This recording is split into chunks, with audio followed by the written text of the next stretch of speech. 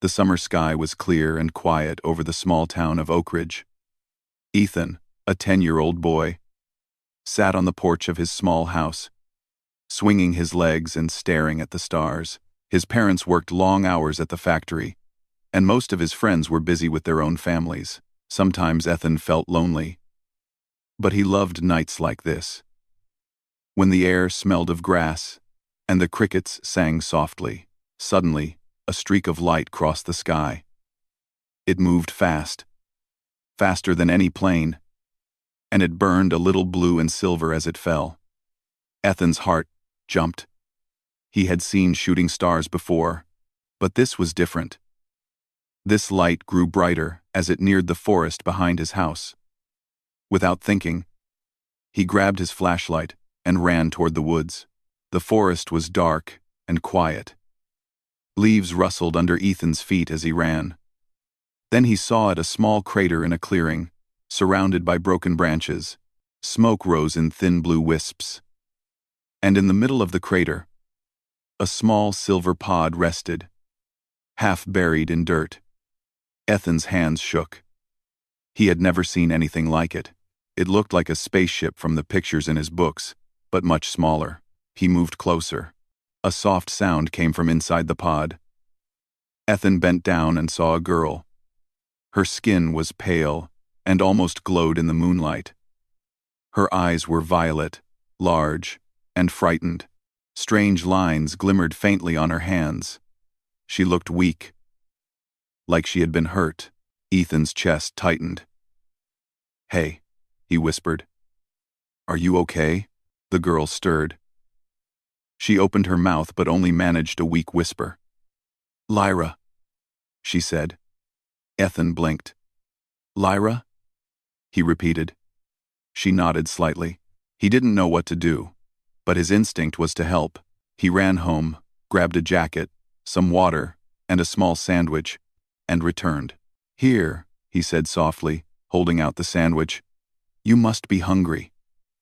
"I'm Ethan. I live nearby. Don't worry, I won't hurt you." She studied him carefully. In her world, she had been taught to fear humans. She had been taught humans were violent and cruel. Yet this boy, this small human boy, did not seem dangerous. He helped her out of the pod. Her legs trembled, and she leaned on him for a moment. Ethan noticed cuts on her arms and small bruises on her face. She tried to speak, but the words came slowly. "Ship. Attacked. Fell." Ethan nodded. "It's okay. You're safe now. Come with me. I know a place where no one will find you."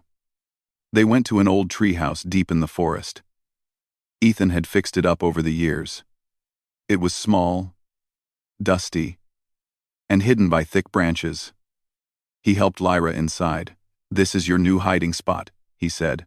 He spread a blanket on the floor and sat beside her. She sank to the floor and hugged her knees. "You, human?" she asked, her voice trembling. "Yes," Ethan said, "but I won't hurt you." Lyra looked at him for a long time. She had never met a human who acted like this. They were supposed to be aggressive, selfish, and untrustworthy. Yet this human, so small, so gentle, offered food, warmth, and comfort. Her confusion showed in her violet eyes. Over the next days, Ethan returned to the treehouse every morning and evening. He brought food, blankets, and books. He taught Lyra simple English words, games, and songs. She showed him small things she could do, like moving objects slightly or sensing feelings. Ethan was amazed. But he did not fear her. He only wanted her to feel safe. "Why, you help?" she asked one evening, watching him stack rocks to build a small shelf. "Because everyone needs someone," Ethan said simply. "I would want someone to help me if I was hurt." Lyra was silent. Her culture had always said, humans cared only for themselves. Yet here, a human cared for her. It felt strange and powerful. She began to trust him. One night, as they watched fireflies, Ethan noticed a strange sound, tires crunching on dirt. He froze. From the shadows, a black car appeared. Strange men stepped out. They were looking for something, scanning the forest. Ethan grabbed Lyra's hand. "We have to hide," he whispered. They ducked behind trees. The men searched for a while, then left. Ethan realized they had been hunting for the pod. Lyra's danger was not over. "They find me," she said softly. Ethan held her hand. "Not if I can help it. We need to get you home." Over the next week, they worked on the pod. It was small and damaged, but Ethan helped fix what he could. He was not an engineer, but he had read about electronics and used simple tools to make a basic repair. Lyra was impressed. "You, smart," she said. Ethan shrugged. "I try." Finally, the pod could send a simple signal. Ethan activated it, and a faint light blinked on the forest floor. Somewhere far away, it would be received. Lyra's people would come for her. She hesitated. "Leave?" she asked. Ethan smiled gently. "I won't forget you," he said. She felt something stir in her chest. She wanted to stay but also wanted to survive. She nodded. The night of her departure arrived. The air shimmered above the crater. A beam of light descended from the sky. Ethan ran to it with Lyra. Holding her hand, she placed her hand on his, and a faint symbol glowed on his skin. It was warm and gentle, as if saying goodbye. "Remember me," Lyra whispered. "I will," Ethan said, tears in his eyes. He watched as the light took her up, higher and higher, until she disappeared into the stars. The forest was silent again. Ethan stood alone, feeling both loss and hope. He knew he had done the right thing. He had saved her. And he knew, somehow, that their story was not over. Over the following weeks, Ethan returned to the forest often. He stared at the sky at night, hoping to see the streak of silver and violet again. Sometimes, when he closed his eyes, he could see Lyra's violet eyes and the soft lines glowing on her hands. He would whisper to the stars, telling her he was still there, still waiting, still believing she was good. At school, Ethan tried to act normal, but part of him had changed. He felt braver, kinder, and more aware of the universe around him. He began reading books about space, physics, and distant worlds. Sometimes he imagined what Lyra's planet looked like, with its twin moons and glowing cities. He wondered how different life could be beyond Earth, and yet he remembered the connection that tied him to one small alien girl. Even the other kids noticed a change in Ethan. He helped classmates more, shared more, and was always ready to defend someone in need. Some wondered why he cared so much. Ethan did not tell them. The secret of Lyra stayed with him, a small and precious part of his heart that the universe had touched. On quiet nights, when the moon shone bright over Oakridge, Ethan would lie on the grass and stare at the sky. He whispered to the stars, "Lyra, wherever you are, I hope you are safe." And though no voice answered him, he felt a warmth in his palm, faint but real. A promise that some connections could never be broken, no matter how far the stars might take them. That summer night had changed everything. A human boy had touched an alien girl's life, saved her, and unknowingly planted a seed that would grow into something much larger. Somewhere far away, a small alien girl remembered the kindness of a human child who had trusted her. And somewhere on Earth, a boy looked at the night sky, dreaming of a universe bigger than himself and waiting for the day their paths would cross again. Years passed on Lyra's home world, a planet far across the stars. The sky was filled with two moons that glimmered like silver coins, and the cities were tall and bright, made of crystal and light. Lyra had grown from a small, frightened girl into a strong young woman. Her violet eyes were sharper now, and the glowing lines on her hands had spread across her arms, marking her as someone special in her people's world. Life on her planet was very different from Earth. The society was strict. Every child was trained in mind skills, in controlling objects, sensing thoughts, and understanding emotions. The strongest and wisest would rise to positions of power. Lyra's family was noble. But being noble was not enough to guarantee respect. She had to prove herself in trials of skill, judgment, and leadership. Yet, no matter how hard she worked, Lyra often thought of Ethan. She remembered the small human boy in the forest, the way he had smiled at her, the way he had risked himself to save her. That memory stayed in her heart. It was forbidden to feel attachment to outsiders, but she could not forget him. Her teachers noticed her talent. She was quick, precise, and careful. But unlike other students, she showed kindness even in competition. Her peers often teased her for helping weaker students or refusing to humiliate opponents in trials. Humans would have called it weakness, one rival said to her during an exam. Lyra only shook her head and continued. She had learned a different kind of strength from a small boy far away. The first trial of the council was a test of psychic ability. The candidates had to move objects across the room using only their minds. Many students used brute power, trying to push heavy objects at once. Lyra focused, her hands glowing softly. The objects floated smoothly and landed perfectly in place. The judges nodded. They were impressed. But more than her skill, they noticed her calm and gentle approach. In the next trial, she faced illusions. The council created visions of enemies attacking her people. The test was to destroy them without hesitation. Others attacked the illusions fiercely. Lyra, however, saw shapes that reminded her of Ethan's small humans, frightened and confused. She refused to harm the illusions violently. Instead, she used careful skill to protect herself while letting the illusions remain. The judges whispered among themselves. This was unusual. Mercy was not common. Outside of the trials, Lyra studied her world and its history. She saw that many leaders had used fear and power to control others. She remembered Ethan's words, though he had only been a boy. And she wondered if a ruler could choose kindness instead of fear. It was a thought that made her heart lift and also made her nervous. Her advisors would not like it if they knew. One evening, Lyra sat in her room, looking at the stars. The twin moons shone bright through the window. She touched the glowing lines on her hands and whispered, "Ethan, are you out there? Do you remember me?" The symbol on her palm pulsed faintly. As if answering, she smiled. It was a small comfort, but enough to strengthen her resolve.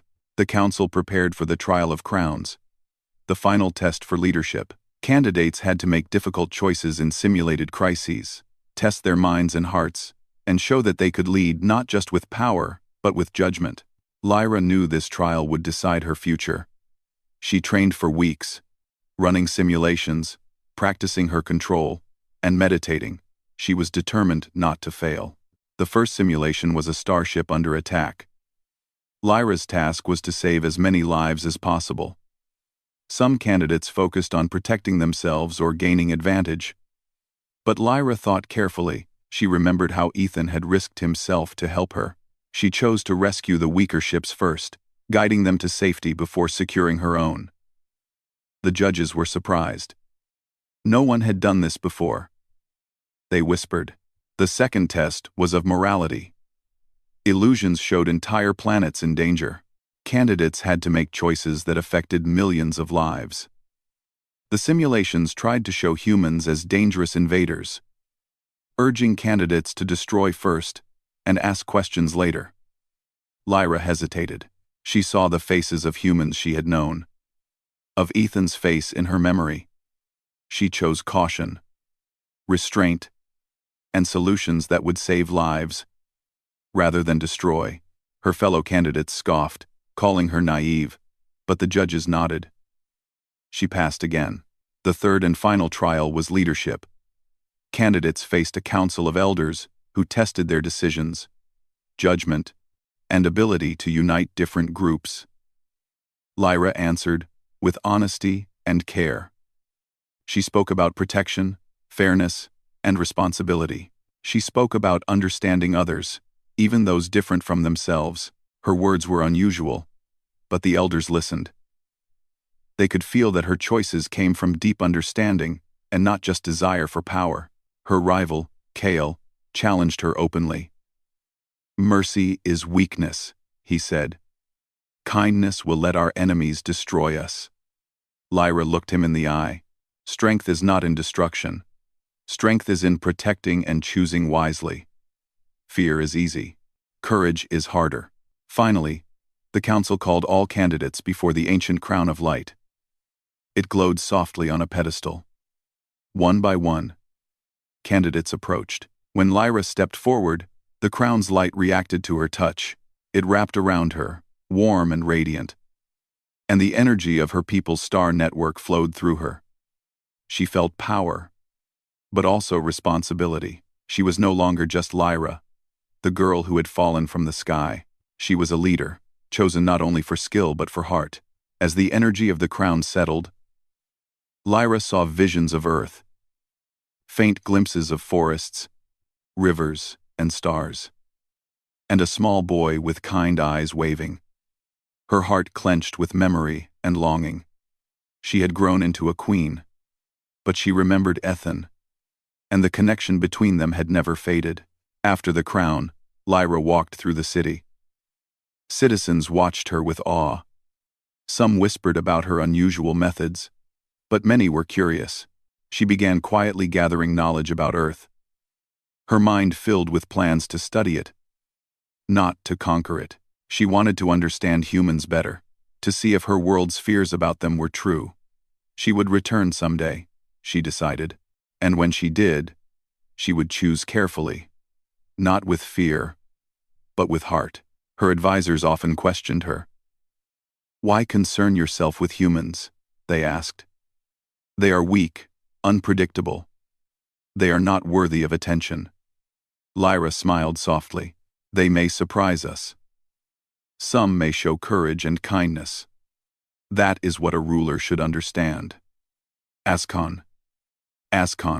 In her private chamber, Lyra often closed her eyes and remembered the forest, the small boy, and the way he had cared for her. She touched the glowing lines on her hands, and they flickered faintly as if responding to her thoughts. The bond they had shared was strong, and though she could not see him, she knew he was out there somewhere. Still human, still alive. The years on her planet had changed her. She was stronger, wiser, and more skilled than anyone could imagine. She had learned politics, leadership, and strategy. But what set her apart was a secret strength that no trial could measure: the ability to care, to remember a small kindness, and to let it guide her choices. That strength, born in a forest far away, would someday shape the fate of two worlds. One night, as Lyra stood on a balcony overlooking the glowing city, she whispered to the stars, "Ethan, if you are out there, I hope you remember me. One day, I will return, and I will choose with care. I will not let fear guide me." The twin moons shone down, reflecting in her violet eyes, and for a moment, she felt the warmth of connection stretching across the vastness of space. Her people slept, the cities quiet, except for the hum of distant engines and lights. Lyra looked at the sky, imagining the blue planet where a human boy had once touched her hand. She thought of the forest, the treehouse, and the first time she had felt safe in another's presence. The memory made her smile softly. She knew the path ahead would not be easy. There were councils to influence, rivals to manage, and an entire society to guide. But she also knew that she had something her world had never seen before. A choice guided by memory, love, and courage. And so, Queen Lyra began her quiet work. She studied human culture in secret, read old transmissions, and planned for the day she would return to Earth. Her heart held a secret hope, a small flame that reminded her of a boy who had changed her life in a single night. He had shown her kindness when she was weak, and in return, he had left a mark on her heart that would never fade. Some nights, Lyra would touch her hand and feel the faint glow of the symbol that connected her to Ethan. Though separated by light years, she could sense the bond. Faint, but unbroken. She understood that one day, this bond would guide her choice, and she would decide not for duty alone, but for the heart that had once trusted her. Lyra, the queen, the ruler, the young woman who had fallen from the sky, now had power, wisdom, and responsibility. Yet the memory of a human child, a boy named Ethan, still shaped her thoughts. It was a memory of courage, kindness, and trust. A simple gift that had changed the life of a small alien girl and would someday ripple across the stars. The story of Lyra was only beginning.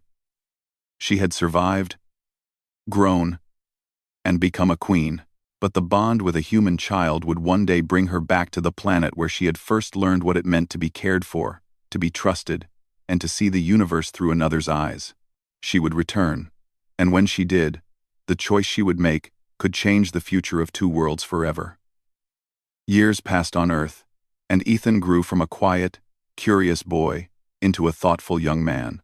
The forests of Oak Ridge, where he had met Lyra as a child, were still there, but the world around him had changed. Cities had grown, technology had advanced, and humans reached further into space than ever before. Yet Ethan remained grounded, carrying the memories of that strange summer night in his heart. He often wondered if what he had seen was real. Maybe it had been a dream, but the faint mark on his palm told him otherwise. Even as it faded over time, it never fully disappeared. Sometimes, when he ran his fingers over it, he felt warmth, almost like a whisper from far away. As a teenager, Ethan focused on learning everything he could about space. He read books about physics, astronomy, and alien life. He built small drones and telescopes, often staying up late at night to watch the stars. His parents noticed his dedication but rarely interfered. They were proud in a quiet way, even if they did not understand his fascination with distant worlds. At school, Ethan was kind and thoughtful. He helped classmates with homework, stood up for younger students, and always listened when someone needed advice. People liked him, but he often felt different from others. A part of him was always looking up at the sky, wondering if Lyra was out there somewhere. By the time he reached university, Ethan had become a skilled student in physics and aerospace engineering. He worked on small satellite projects and helped in labs where researchers studied signals from deep space. He felt at home among the stars and the hum of computers. Yet even in the busy university labs, his thoughts drifted back to a violet-eyed girl and the forest where they had met. One night, while analyzing deep space data, Ethan noticed a pattern in a faint signal. It was a small pulse, repeating every few seconds. He studied it closely, running calculations and checking against known natural phenomena. It did not match anything natural. It was structured, deliberate. His heart raced. Maybe this was someone trying to reach out. Maybe this was Lyra. He spent nights decoding the pulses, writing small programs, and testing variations. As he worked, he hummed a tune he had once whistled in the forest to calm Lyra. The melody was simple, childish, but it reminded him of kindness, safety, and trust. To his astonishment, the pulses seemed to respond. The pattern shifted slightly when he hummed. He could not believe it. Over the weeks, Ethan became obsessed. He could not focus on normal life, not on friends or classes. He spent hours in the lab, watching the signals, trying to understand their meaning. Other students noticed, but Ethan would only smile vaguely. He felt connected to something bigger than Earth, something familiar yet distant. Meanwhile, governments and space agencies began noticing unusual signals from a distant star system. Some scientists suggested it might be natural. Others feared an alien presence. Ethan volunteered to join a small team studying these signals. He was given access to larger telescopes and satellite arrays. Every night, he watched the data and felt the warmth in his palm. the faint glow that reminded him of a child long ago. One night, the signal changed. The pulses shifted. And for a moment, they seemed almost musical. Ethan played the melody he remembered from the forest on a small keyboard, and the pulses matched each note perfectly. He froze, his heart pounding. It was her. She was trying to communicate. He rushed to his professor, explaining what he had found. Most adults were skeptical, dismissing it as interference or a coincidence. But Ethan's passion and precise calculations convinced a few to help. They checked instruments, verified the data, and agreed that someone intelligent was trying to reach them. In the quiet of his dorm room, Ethan held his hand over the faint mark on his palm. He whispered into the night, "Lyra, if that is really you, I'm here. I remember. I haven't forgotten." The mark pulsed gently. And for the first time in years, Ethan felt warmth and hope. As news of the signal slowly spread, there was excitement and fear. Some humans feared invasion. Military groups began preparing defense plans, building ships and weapons. Scientists urged caution, hoping for peaceful contact. Ethan tried to explain that the signal seemed friendly, but many people refused to believe it. Ethan's life changed in other ways too. He met a fellow student, Lily, who worked with him in the lab. She was bright, curious, and kind. She noticed Ethan's distance sometimes, the way he seemed to drift off into space, even in conversation. She asked questions, but Ethan could not explain fully. How could he? Only he understood the memory of a small alien girl in a forest, a secret that had shaped his entire life. In the quiet moments, Ethan would return to Oak Ridge, standing in the same forest where he had first found Lyra. The trees were taller, the leaves thicker, but the clearing where the pod had landed was still there. He would close his eyes and whisper to the stars, "Lyra, I am still here. I hope you are safe." Sometimes he swore he felt a faint pull in his chest, a reminder of the connection that had never faded. As the signals continued, they became clearer. Scientists began to detect more structured patterns, sequences that could be interpreted as mathematics, music, and even words. Ethan spent every night decoding them, feeling more certain that Lyra was reaching out across the stars. The memory of her small hand in his, and the way she had trusted him gave him courage. He was determined to respond. Finally, after months of work, the team agreed to send a simple, peaceful reply. They used basic mathematics, music, and greetings encoded in a simple signal. Ethan held his breath as they sent it. It was a small gesture, but it carried the trust and hope of a human who had once touched an alien's heart. Even as the signal traveled through space, Ethan felt nervous. He wondered how she would react. Would she trust humans again? Would she remember him? He touched the mark on his palm and whispered, "Please be safe, Lyra. I hope you remember me." As the weeks passed, Ethan continued his work. He became more skilled, more confident, and more determined to understand the universe. He gave talks at small conferences about peaceful contact with aliens, emphasizing understanding and trust rather than fear. Most adults ignored him, but some younger scientists listened. They began to consider the possibility that humans might not be alone. At night, Ethan still returned to the forest. He walked among the trees, feeling the grass under his feet and the wind on his face.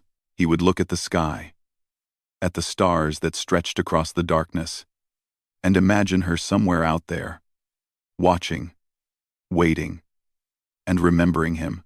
One evening, while lying on the grass and staring at the sky, Ethan noticed a change in the signals. The pulse pattern shifted dramatically, almost like a wave reaching toward him. His heart leapt. He held his hand over the faint mark on his palm, and it pulsed with warmth. He whispered, "Lyra, is that you?" The pattern became clearer.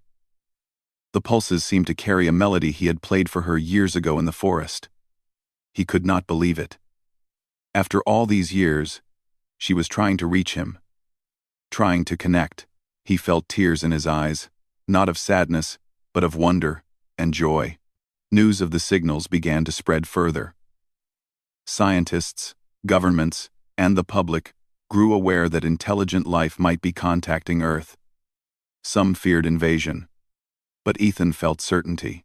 He knew it was Lyra. She had remembered him. She had come back across the vastness of space. Ethan spent days preparing for any possible contact.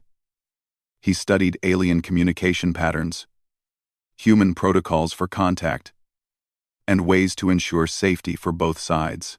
He became a bridge, someone who could understand the signals, interpret intentions, and speak with honesty and clarity. He wanted the first encounter to be peaceful, trusting, and guided by the memory of kindness that had connected them years ago. As the signals grew more frequent, Ethan sometimes imagined her face, her violet eyes, and the way she had smiled when he had helped her. He remembered the pod, the treehouse, and the nights they spent talking quietly in the forest. The memory gave him courage. He knew that when she finally arrived, he would recognize her immediately. One night, the pattern changed again. This time, it was clearer than ever. The pulses formed shapes that could be interpreted as simple messages. Remember. Trust. Coming. Ethan held his hand over the mark and felt warmth flood through him. He whispered, "I remember. I trust you. I'll wait." His life was no longer just about study or career. It had a new purpose. He was part of a story that stretched across the stars. A story that had begun in a small forest with a small alien girl. He would be ready when she returned, ready to help her, ready to protect her, and ready to share the trust that had started so many years ago. As the night sky stretched endlessly above Oak Ridge, Ethan felt a quiet hope. The universe was vast and dangerous, but it was also filled with connection, memory, and courage. He knew that someday soon, he would see her again. The alien girl who had fallen from the sky and grown into something more. And when that moment came, he would be ready to meet her. Not as a boy and girl, but as two beings who had shared a bond that no distance could break. And so Ethan, the boy who had once saved a small alien child, now a young man filled with knowledge, courage, and hope, looked up at the stars every night, waiting, listening, and trusting that one day, Lyra would return to him, and the universe would finally bring them together.